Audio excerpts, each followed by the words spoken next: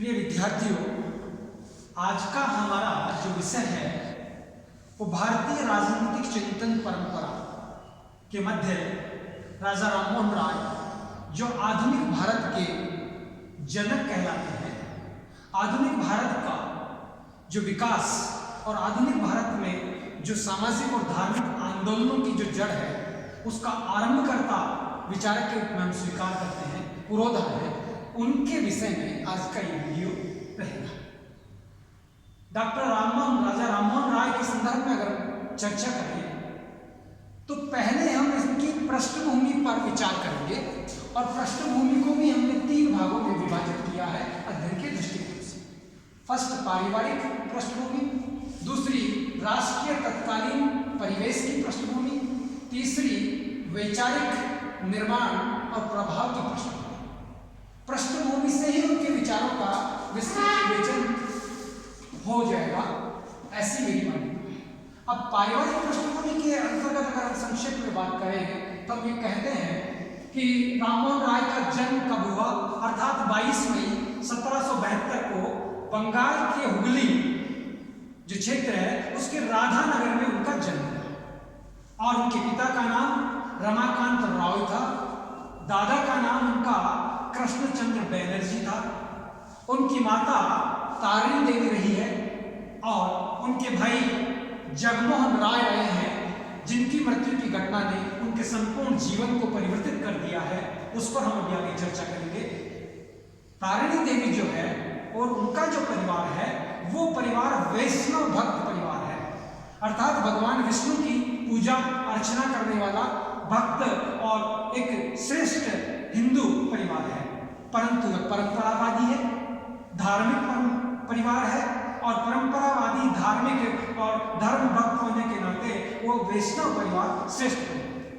उन्हीं के परिवार को बंगाल के नवाब ने राय राजा की उपाधि प्रदान की, इसीलिए उनके नाम के आगे राजा राममोहन राय है, इसलिए राजा कहा जाता है उन्हें।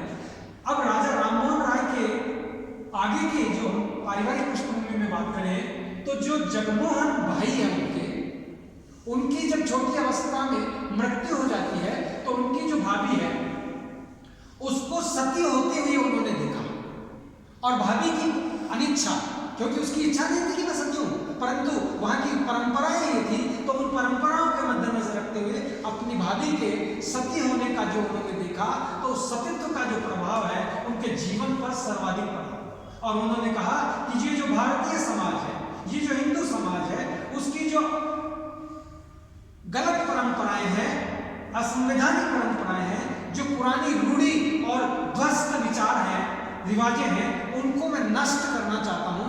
उनके प्रति उन्होंने संकल्प लिया और यहीं से उन्होंने कहा कि ये तो मानवता के प्रति अपराध है, ये तो एक व्यक्ति के प्रति अपराध है, उसकी बिना इच्छा के उसे जला दिया जाए। ये सती प्रथा कोई सैद्धांतिक आधार नहीं, सती प्रथा का कोई व्यवहारिक आधार नहीं, सती प्रथा का कोई ऐतिहासिक आधार नहीं, जबकि ये कहते हैं कि सती होना तो भारतीय संस्कृति और परंपरा का प्रतिबिंब है। उन्होंने उसके लिए संघर्ष किया और आजीवन संघर्ष किया। लॉर्ड विलियम बेंटिंक से मिलकर उन्होंने जो निश्चय किया था इसको समाप्त करने का, कानून बनवाया, अर्थात सरकार के माध्यम से, कानून के माध्यम से सामाजिक सुधार का उन्होंने बीड़ा उठाने का कार्य किया। तो ये ऐसे विचारक हैं जो आधुनिक भारत के एक प्रणेता के रूप में हमें दिखाई देते हैं।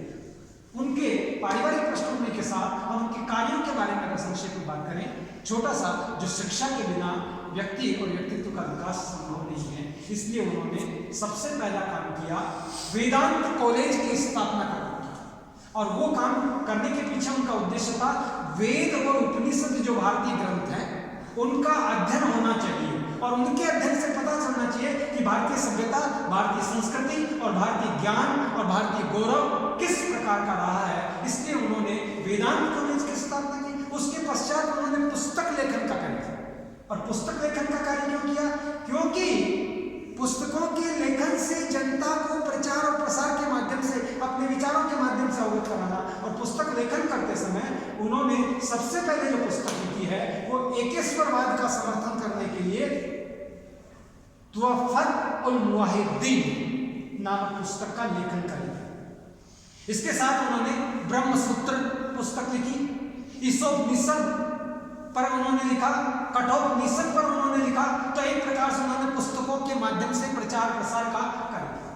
फिर आगे उन्होंने किया कि पुस्तकों के साथ ये तो केवल मात्र संक्षिप्त वर्ग तक ही सीमित रहेगा, तो उन्होंने देश के सभी बुद्धिजीवी और पढ़े लिखे नागरिकों के लिए अखबारों के प्रकाशन का कार्य, और अखबार के प्रकाशन का कार्य भी अन्य विविध भाषाओं में, जिस प्रकार से वो 11 भाषाओं के ज्ञाता थे, उसी प्रकार उन्होंने विविध भाषाओं अर्थात 2 भाषाओं में उन्होंने अखबार निकाला। और फारसी भाषा में उन्होंने संवाद कौमुदी नामक अखबार निकाला, फारसी में संवाद कौमुदी अखबार निकाला, और बंगला भाषा में मिराज उल अखबार निकाला, मिराज उल अखबार बंगला भाषा में निकाला उन्होंने। इस प्रकार से अखबार के माध्यम से सामाजिक चेतना कर दी। अब सामाजिक चेतना के साथ संस्थान के डेवलपमेंट के लिए अर्थात एक संस्थाएं गठित की, जिन संस्थाओं के माध्यम से, जो आज भी संस्थाएं चल रही है, उसके माध्यम से नागरिकों के मध्य संपर्क होगा और उनका विकास और निर्माण हो सकता है। तो उन्होंने पहले आत्मीय सभा की गठन किया, आत्मीय सभा की स्थापना उन्होंने जो की वो 1815 में की। और आत्मीय सभा की स्थापना के साथ, आत्मीय सभा का मतलब आत्मा, सभी व्यक्तियों में आत्मा है, सभी व्यक्ति एक दूसरे से जुड़े हुए हैं, सभी उस एक ईश्वर की संतान है, इसलिए हम सभी एक हैं। इसलिए बंधुत्व की, कुटुंब की, एकात्मकता की, भाईचारे की भावना का उसमें श्री गणेश वहां होता हुआ दिखाई देता है। और उसके पश्चात उन्होंने कलकत्ता यूनिटेरियन एसोसिएशन की स्थापना की। 1821 में उन्होंने कलकत्ता यूनिटेरियन एसोसिएशन की स्थापना का काम किया। तत्पश्चात उन्होंने जो आज भी विश्व प्रसिद्ध है जो संस्था है जिसका उन्होंने गठन किया, वो है ब्रह्म समाज। अर्थात 28 अगस्त 1828 को उन्होंने ब्रह्म समाज की स्थापना की। और ब्रह्म का मतलब होता है आत्मा, ब्रह्म का मतलब होता है ईश्वर, और ब्रह्म मीन्स आत्मा और ईश्वर, और जो सभी में है, इसलिए सभी समाज के व्यक्ति अर्थात हिंदू है, मुस्लिम है, जैन है, ईसाई है, फारसी है, सभी समाज के लोग, सभी वर्गों के लोग इस संस्था में आ सकते हैं, और सभी की प्रार्थना करने का इसमें कार्य किया जाता था, और सभी लोगों को जोड़ा जाता था। और इस संस्थाओं की स्थापना के पीछे अगर उनका कोई बेसिक उद्देश्य हम लें, बेसिक बात को समझना चाहें, तो उनका सबसे जो मुख्य कार्य था, धार्मिक और सामाजिक नैतिक मुद्दों पर तार्किक विचार विमर्श करने के लिए ये संस्थाएं गठित की गई। तर्क के द्वारा, बुद्धि के द्वारा, विवेक के द्वारा, ज्ञान के द्वारा और ऐतिहासिक दृष्टांतों के माध्यम से अपनी बात को प्रमाण स्वरूप अर्थात तथ्य से सत्य की ओर, सत्यान्वेषण का कार्य, सत्य शोधन का कार्य हो सके, इसलिए उन्होंने संस्थाएं स्थापित करने का कार्य किया। तो अगर पारिवारिक पृष्ठभूमि में हम देखते हैं तो ये उनका कार्यक्षेत्र। अब उनका कार्यक्षेत्र का जैसे ही कार्यक्षेत्र रहा, कार्यक्षेत्र की बात करें तो उनका विशेषतः 2 कार्यक्षेत्र है। एक तो समाज सुधार कार्यक्षेत्र रहा, दूसरा धर्म सुधार उनका कार्यक्षेत्र रहा, और तीसरी ओर राजनीतिक उनके विचार तो है, परंतु डायरेक्ट राजनीति में समावेश नहीं किया उन्होंने, सीधे राजनीतिक संवाद की बात नहीं की, सीधे राजनीतिक निर्माण या राजनीतिक सुधार का कार्य राजनीतिक क्षेत्र में प्रवेश नहीं किया। उन्होंने समाज सुधार के क्षेत्र में और धर्म सुधार के क्षेत्र में प्रवेश किया, और उसका प्रभाव राजनीतिक समाज सुधार में भी दिखाई देता है। ये उनकी पारिवारिक पृष्ठभूमि का हम इस इतने से संक्षिप्त वीडियो में हम बात करते हैं। अब प्रश्न आता है कि ये उनकी पारिवारिक पृष्ठभूमि है और ये उनकी समाज और राष्ट्र के लिए कार्य करने का दृष्टांत है, और यही उनकी शिक्षा है। इसी प्रकार से उन्होंने ब्रिटिश सरकार में नौकरी प्राप्त की, और नौकरी प्राप्त करने के पश्चात उन्होंने ब्रिटिश सरकार में नौकरी ली, और 1814 में नौकरी को छोड़ दिया, और छोड़कर उन्होंने धार्मिक और सामाजिक उत्थान के और सत्य शोधन के कार्य में लग गए। तो यहाँ ये जो प्रश्न आता है कि ऐसा कार्य क्यों करने लगे, अर्थात वो अंग्रेजों के पक्ष में, अंग्रेजों के समर्थन से भी रहे, अंग्रेजों के साथ उन्होंने विचार विमर्श और संवाद भी किया, और इसी से उनका जो विचार चिंतन है वो विकसित होता है। उस पर हम चर्चा करने से पहले चर्चा करेंगे भारत की तत्कालीन स्थिति उस समय क्या थी, जिस समय राजा राममोहन राय ने अपना धर्म सुधार और समाज सुधार का कार्य आरंभ किया। तो तत्कालीन स्थिति देखें तो 1600 ईस्वी में भारत में ईस्ट इंडिया कंपनी की स्थापना, उसके पश्चात 1857 में प्रथम गदर जिसे हम कहते हैं, उसके विविध विचारकों की अलग अलग मान्यता है। ये प्रथम भारतीय स्वतंत्रता संग्राम था, कुछ विचारकों की मान्यता है हिंदू मुस्लिम षड्यंत्र था, कुछ विचारकों की मान्यता है ये सैनिक विद्रोह था या विप्लव था। उसके पश्चात सही स्थिति में अगर देखा जाए तो 1757 में प्लासी का युद्ध, और प्लासी के युद्ध पश्चात जो अंग्रेज सत्ता है, अंग्रेजों का राजनीतिक प्रभुत्व है, वो भारत में स्थापित हो गया। अर्थात 1757 से पहले भारत में अंग्रेजी राज्य सत्ता का स्थान नहीं था। ईस्ट इंडिया कंपनी की बात थी, पर 1757 के पश्चात अंग्रेजों ने राजनीतिक सत्ता भारत की अपने हाथ में लेने का कार्य कर लिया। इसका मतलब राजनीतिक प्रभुत्व, राजनीतिक क्षेत्र में उनका वर्चस्व हो गया। अब जो मुगल साम्राज्य था, मुगल सम्राट था, जो हिंदू राजशाही थी, राजा लोग थे रियासतों में, उनके स्थान पर राजनीतिक शक्ति का जो वर्चस्व है वो अंग्रेजों का था। दूसरी अगर स्थिति देखें तो जब कोई भी व्यक्ति देश से दूसरे देश में जाता है तो वो स्वयं ही नहीं जाता, अपनी सभ्यता, अपनी संस्कृति, अपना ज्ञान, अपने विचार, अपने विमर्श वो भी साथ लेकर के जाता है। तो इसी प्रकार अंग्रेज लोग जब भारत में प्रविष्ट हो गए और उनका राजनीतिक प्रभुत्व स्थापित हुआ तो वो एक सशक्त सभ्यता थी, सशक्त सभ्यता और संस्कृति थी। और उनकी सभ्यता और संस्कृति ईसा मसीह की सभ्यता और संस्कृति थी, जिसमें समानता, जिसमें प्यार की बात की गई थी, जिसमें स्नेह की बात की गई थी, जिसमें दया की बात की गई थी, और जो एक सत्य की बात करने वाली, अर्थात एक तत्व की बात करने वाली सभ्यता और संस्कृति मानी जाती थी। उसके साथ भारत की अगर हम स्थिति देखें तो भारत की उस समय जो स्थिति थी, भारत का जो सामाजिक ढांचा था, सामाजिक संरचना थी, उस सामाजिक संरचना में जातिवाद का भेदभाव आरंभ हो चुका था। वर्ण व्यवस्था जाति व्यवस्था में परिवर्तित थी। समाज के एक वर्ग का दूसरे वर्ग से बेटी विवाह नहीं होता था। खान पान के संबंध बहुत सीमित थे और एक दूसरे के प्रति अस्पृश्यता की कार्य कर रहा था।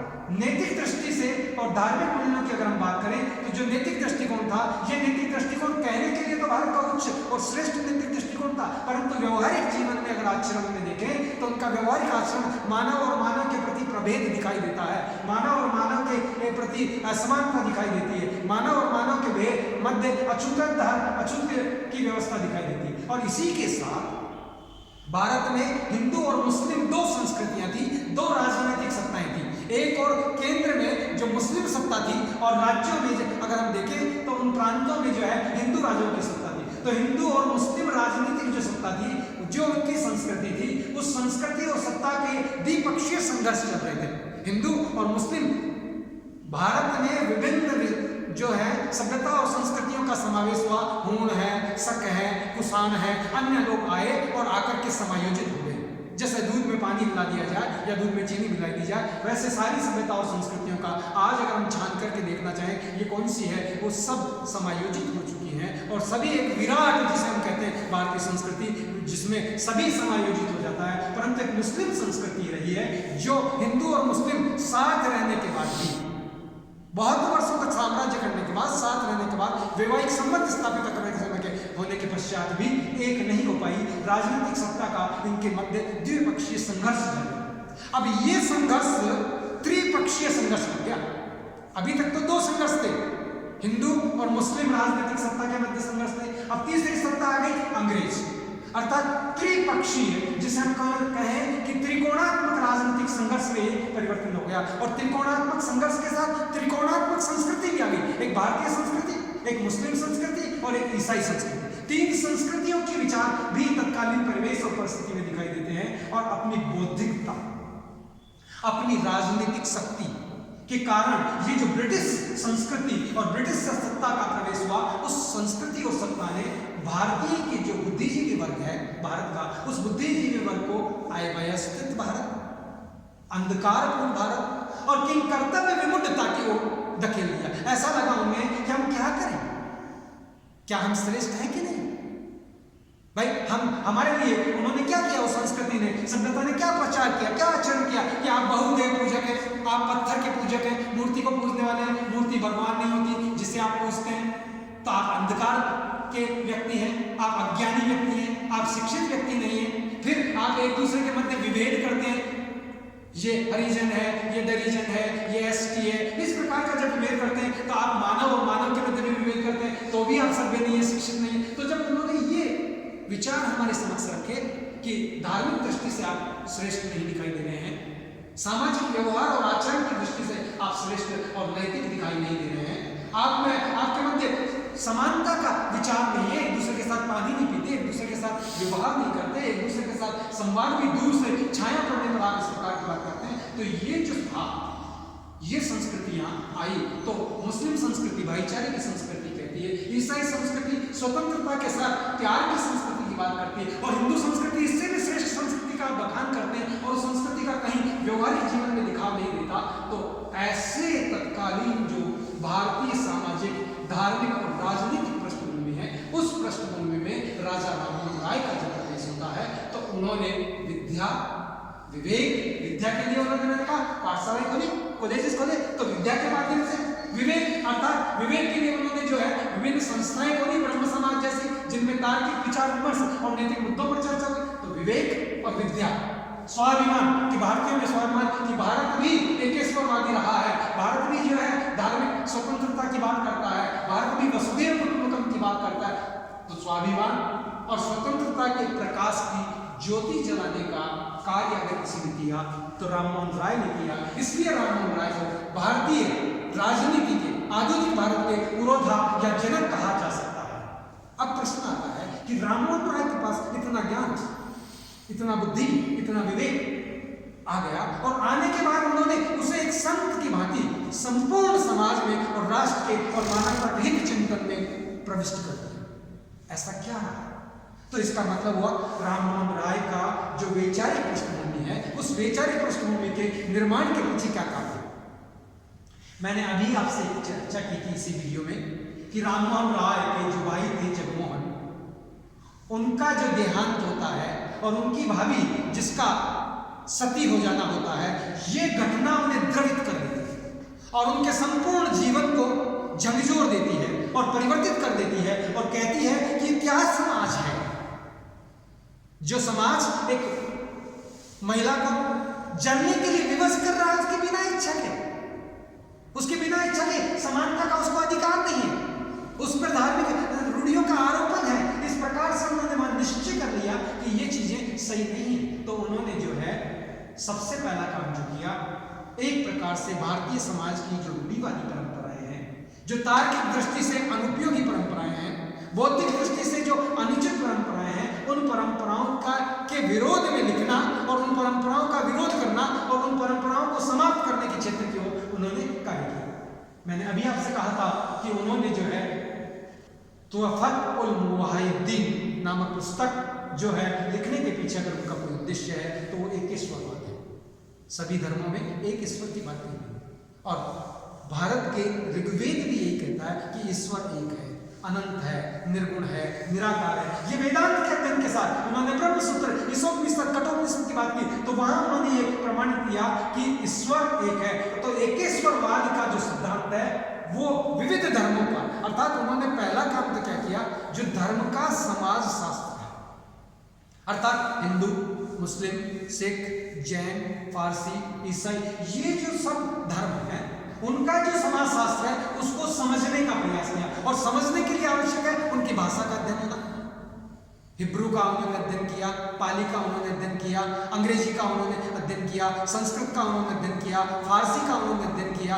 इस प्रकार से इन भाषाओं पर 11 भाषाओं पर एकाधिकार जमाया और उनके भाषा में उनके वास्तविक जो लिटरेचर है उसको पढ़ने का कार्य किया। तो विविध जो धर्म है उन धर्मों का उन्होंने अध्ययन किया, और उस अध्ययन के पश्चात उन्होंने पाया कि सभी धर्मों का जो आधारभूत तत्व है वो क्या है। तो भाषा के माध्यम से आधारभूत तत्व खोजने का उन्होंने कार्य किया, और वो आधारभूत तत्वों में दिखाई दिया एकेश्वरवाद के सिद्धांत का प्रतिपादन कि ईश्वर इस संपूर्ण सृष्टि में एक ही है, चाहे उसे जैन अपने नाम से पुकारे, चाहे मुस्लिम अपने अल्लाह के नाम से पुकारे, चाहे ईसाई उसे गॉड के नाम से पुकारे, ईश्वर एक है संपूर्ण सृष्टि में। तो एकेश्वरवाद के सिद्धांत का प्रतिपादन किया, और हिंदू समाज के जो परंपराएं हैं, जो रूढ़िवादियां हैं, जो रीतियां हैं, उन्हें ध्वस्त करने का संकल्प कर लिया। और साथ ही उन्होंने जब हिंदू धर्म के जो विभिन्न शाखाएं हैं, विभिन्न धर्म है, जैसे बौद्ध धर्म है, जैन है, इनका जब उन्होंने अध्ययन किया, ईसाई है, तो उस अध्ययन के माध्यम से उनमें उदारवादी दृष्टि हुई। जैसे शादवाद का सिद्धांत है, तुम भी सही मैं भी सही, जैन धर्म कहता है। बौद्ध धर्म कहता है अहिंसा की बात करो, मध्यम मार्ग की बात करो, स्वयं हिंसा ना करो, अधिक से अधिक अहिंसा की बात करो। तो अहिंसा है उसके साथ शादवाद है, उसके साथ ईसाइयों का पर्वत का संदेश है। इस प्रकार के जब अध्ययन करना उनका हुआ तो उससे उनमें उदारवादी विचार आ गए कि कोई भी गलत नहीं है, ये सभी धर्म श्रेष्ठ हैं पर सभी में कमी है। तो ये जब उदारता के विचार आ रहे हैं तो ये उदारता के विचार मानवता के विचार है, तो मानवतावादी विचारों का निर्माण हुआ। और ये विचारों का निर्माण करने के लिए उनकी जो पृष्ठभूमि है, जो तर्क की पृष्ठभूमि है, बुद्धि की पृष्ठभूमि है, विवेक की पृष्ठभूमि है, उसके आधार पर जो मुताजिलों का जो है उनसे उसने तार्किकता के विचार को ग्रहण किया। प्राकृतिक अधिकारों में अविश्वास भी वो कहीं करते हुए दिखाई देते हैं, परंतु विधियों का संहिताकरण, जो विधियां हैं उनका संहिताकरण करने का जो विचार है उन पर बेंथम का प्रभाव था। और बेंथम के प्रभाव के साथ स्वतंत्रता और समानता के लिए अंग्रेजी फ्रांसीसी विचारक जो है डिडरॉ का प्रभाव उन पर दिखाई देता है। वोल्टेयर का प्रभाव भी उन पर पड़ता है। वोल्टेयर से उन्होंने व्यक्ति को 4 वर्गों में विभाजन का विचार ग्रहण किया कि व्यक्ति 4 प्रकार की दृष्टि रखता है, 4 प्रकार का होता है। 4 प्रकार का कैसे होता है? एक तो प्रतिरोध करने वाला, जैसे कोई भी व्यक्ति है वो क्या करेगा? धोखा देता। दूसरा व्यक्ति क्या कहता है? धोखा खाता। एक तो धोखा देने वाला, एक धोखा खाने वाला, 2 प्रकार के व्यक्ति। तीसरा व्यक्ति धोखा देता भी है और धोखा खाता भी, तीसरी प्रकार की प्रकृति का व्यक्ति। और चौथी प्रकृति का वो व्यक्ति है जो न धोखा देता है और न ही धोखा खाता है। इस प्रकार से 4 प्रकार से व्यक्ति के व्यक्तित्व को विभाजन करने का जो प्रभाव है वो वोल्टेयर का प्रभाव उन पर पड़ता है। ऐसे जॉन लॉक, ह्यूम और पश्चिमी विचारकों का उस पर प्रभाव पड़ता है। और वो प्रभाव उनका जो है मुख्य अगर कहा जाए तो जो अंधविश्वास है, उन अंधविश्वास के कारण क्या है उन्हें खोजा जाए। ये अंधविश्वास है तो इसे क्यों है, ये विश्वास कैसे जम गया किसी के व्यक्ति में, क्यों प्रकृति के एक जड़ जमा करके बैठ गया समाज में, तो उसको खोजा जाए, उसके कारणों को ढूंढा जाए कि अंधविश्वास के कारण क्या है। और उसके कारण ऐतिहासिक तत्वों के साथ खोजे जाते थे कि इतिहास में ये है इसलिए। जैसे मेरे पिताजी हनुमान जी की पूजा करते थे तो मैं भी हनुमान जी की करता हूँ, मेरे दादाजी भी वो करते थे, ये हमारे कुल देवता हैं ये। तो ये क्या हुई? ऐतिहासिक परंपरा। तो ऐतिहासिक जो तत्व हैं उनके साथ जो देखने का दृष्टिकोण है, अंधविश्वासों के कारणों की खोज का दृष्टिकोण है, वो ऐतिहासिक तत्वों के साथ मनोवैज्ञानिक तत्वों के माध्यम से, मन का जो विज्ञान है, मस्तिष्क का जो विज्ञान है, सोचने की जो संस्कृति है, उस संस्कृति के माध्यम से, मनोवैज्ञानिक तत्वों के माध्यम से ये प्रभाव की नई खोज करने की उन्होंने बात की कि व्यक्ति इनसे क्यों प्रभावित हुआ और कैसे व्यक्ति में संशोधन आ सकता है और संशोधन का माध्यम क्या हो सकता है। इस प्रकार से राजा राममोहन राय के बारे में अगर हम पृष्ठभूमि में बात करें तो पारिवारिक पृष्ठभूमि और राष्ट्रीय स्थिति की तत्कालीन पृष्ठभूमि और इसी के साथ विचार निर्माण की पृष्ठभूमि पर हम 3 विषयों पर 3 जो पृष्ठभूमि के 3 पार्ट में हमने अध्ययन किया है। और इसी के साथ हम कहते हैं कि राजा राममोहन राय का कार्यक्षेत्र जो है वो धार्मिक और सामाजिक रहा है। और धार्मिक और सामाजिक कार्यक्षेत्र के साथ उन्होंने राजनीति संबंधी भी विचार देने का कार्य किया है। भाषाओं के विशेषज्ञ जो रहे हैं उसमें बंगला, फारसी, अरबी, हिंदी, संस्कृत और हिब्रू, लैटिन, यूनानी, इस प्रकार की हिंदी, ऐसी भाषाओं के वो जानकार रहे हैं। और उन भाषाओं का परिणाम और प्रभाव अध्ययन पर पड़ा और विविध प्रकार के अध्ययन के साथ उन्होंने एक नई चीज जो खोजी वो सत्यान्वेषण की ओर प्रवेश करते हैं, अर्थात उनकी संघर्षशील प्रवृत्ति रही है। दूसरी ओर अगर हम कहें तो वे एक समाज सुधारक रहे हैं। तीसरी ओर अगर हम कहें तो एक भारतीय राजनीतिक चिंतन का एक उत्कृष्ट उदाहरण है, चिंतन को निर्मित करने वाले हैं। उदारवादी और बुद्धिवादी दृष्टिकोण को विकसित करने का कार्य किया उन्होंने। और इसी के साथ जो है उनका समष्टि और व्यक्ति के सहयोग की बात आध्यात्मिक विचारों की ओर जाता है। ईश्वर और मनुष्य के मध्य संबंधों की तार्किकता को वो प्रतिबिंबित करते हैं। मानवता और राष्ट्रीयता के मध्य समन्वय की विचार का प्रतिपादन करते हैं। राष्ट्रवाद और व्यक्तिवाद दोनों पृथक नहीं, एक है। इस प्रकार से उसी का विस्तार है, वसुधैव कुटुंबकम, ऐसे विचारों का प्रतिबिंबन करने का कार्य करते हैं। और जो समाज सुधार है, अर्थात समाज सुधार किसने करेंगे? जो बुराइयां हैं उन्हें हटाओ और उनके स्थान पर अच्छी चीज लाओ, ये सुधार कहलाता है। तो जो तत्कालीन भारतीय समाज की कुरीतियां थी, जैसे अंधविश्वास है, जैसे सती प्रथा है, जैसे जो है विधवाओं का विवाह न करना है, जैसे शिक्षा संस्थानों में महिलाओं को अध्ययन न कराना है, इस प्रकार की जो सामाजिक विकृतियां हैं, आडंबर हैं, सती प्रथा जैसे, उन आडंबरों का उन्होंने विरोध किया और उनके स्थान पर नई पहल, अर्थात एक नूतन विचार, जो प्राचीन विचारों को नूतन संदेश देने का कार्य करते हैं, शिक्षण संस्थाओं की स्थापना करना है। उसी के साथ संस्थाओं की स्थापना करना है, अखबार निकाल, इस प्रकार के कार्य करके उन्होंने एक पृष्ठभूमि तैयार कर दी, जिस पृष्ठभूमि के आधार पर भारत में सामाजिक और धार्मिक सुधार आंदोलन आरंभ हो सका। उनके धार्मिक एवं सामाजिक सुधार के विचार एवं राजनीतिक विचारों पर नेक्स्ट वीडियो में हम चर्चा करेंगे। धन्यवाद।